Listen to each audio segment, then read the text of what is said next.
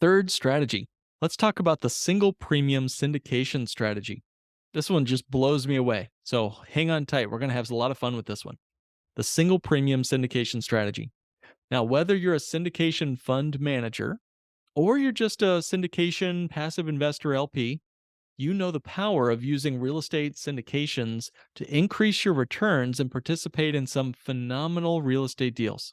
Many real estate syndication participants have the fortunate problem of having large lump sums of cash happening in their bank account during the various stages of the syndication process. For example, the first stage where they've got a large lump sum just sitting and souring in a bank account before they invest in the syndication fund, or that large lump sum that they get again when the fund liquidates or exits. These are just times in the syndication process where investors are getting these large dump ins into their bank account.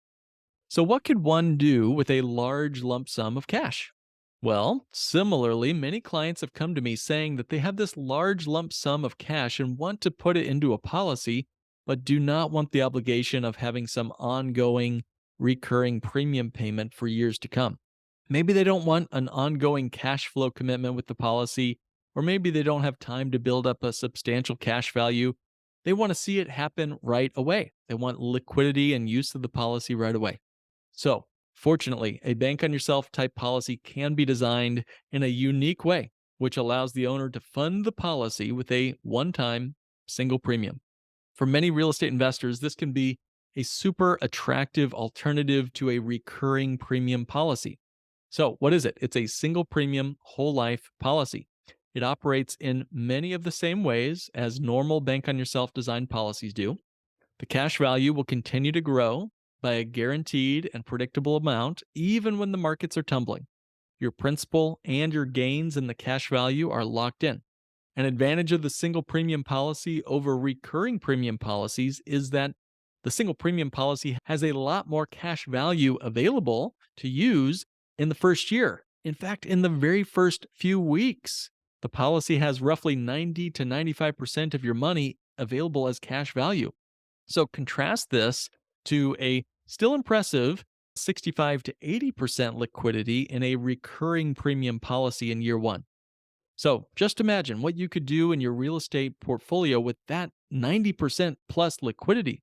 So with all these advantages of single premium policies, why doesn't everyone just exclusively buy single premium policies? Well, it has to do with the tax law.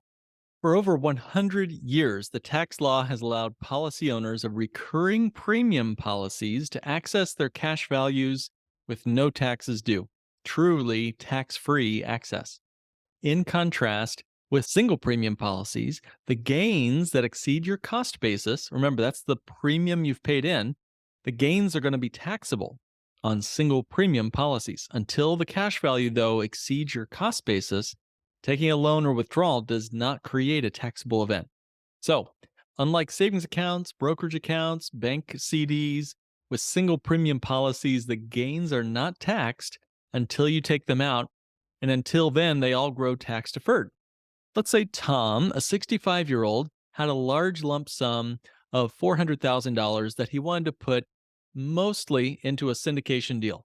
He wanted to put almost all of it into a syndication deal. Before he made the investment into that syndication deal, however, he first put the lump sum of $400,000 into a policy, into a single premium policy. Now, the cash value within 30 days was liquid and accessible for him to borrow. And his cash value in the first year was $378,539. That's an incredible 94% of his original contribution. Tom planned to use this cash value and invest the cash into a syndication deal. By the way, he also had a death benefit of $860,000. So realize he put in 400 grand. He just doubled the gift to his family if he passed away in the very first year before he took that loan out. Now, to take advantage of the bank on yourself concept in his syndication deal, Tom will take a loan of $360,000 and he'll put that toward the syndication deal. He then takes the distributions from that syndication deal, along with the liquidation event that he does several years later, and he'll completely pay off the loan over the next 8 years.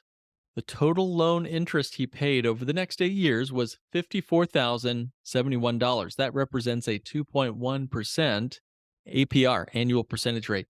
Meanwhile, the policy's cash value continues to grow through the 8 year period in which his loan was outstanding. So by year 8, the cash value has grown to $507,704.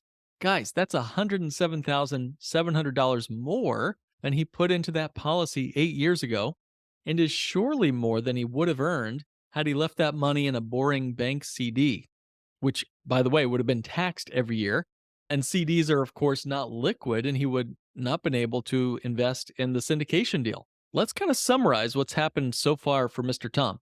Again, he put in $400,000 into a Bank on Yourself designed policy, and the policy grew to $507,704 over an 8 year period. But he didn't just let that money sit and sour in the policy. Remember, he borrowed it out and put much of it to work in the attractive real estate syndication deal. And while he paid $54,000 of loan interest, since his policy increased by $107,704, Tom has made an arbitrage within the policy, an arbitrage amount of $53,700. In other words, he earned more than he spent to access the money in this policy. Of course, guys, we're not even including what the returns on his syndication deal might have been. We're just looking only at the policy. Now, these policies, like all Bank on Yourself policies, are contractually designed to become more efficient every single year they remain in force. So, Tom loved his first syndication so much, he decides to do it all over again. He wants another syndication deal, and this time the investment requirement is $550,000. So in year 10, he borrows from his policy $550,000. Now, pause for a minute with me. How incredible is it to be able to have that kind of liquidity and liquid money without any approval or waiting process? Seriously, let's imagine you had $550,000 in a bank account somewhere. Just try going to the bank and getting that $550,000 out of your local bank account. Just see what the bank teller does to try to stall you, what kind of paperwork they're going to make you fill out. Try getting that kind of money, 550 grand. Try getting that kind of money from a bank loan without a lot of bankers' questions and paperwork. Okay, anyway, I'm back off my soapbox, back to the story. So, Tom borrows $550,000 from his policy, and he pays back the policy loan over a similar 8 year period. And this time, the total loan interest paid is $74,998. That makes sense because it's a larger loan, and that works out to a 1.9% APR. Meanwhile, the total policy growth from year 10 to year 17 is now a whopping $182,694. That represents a total arbitrage of over $107,600.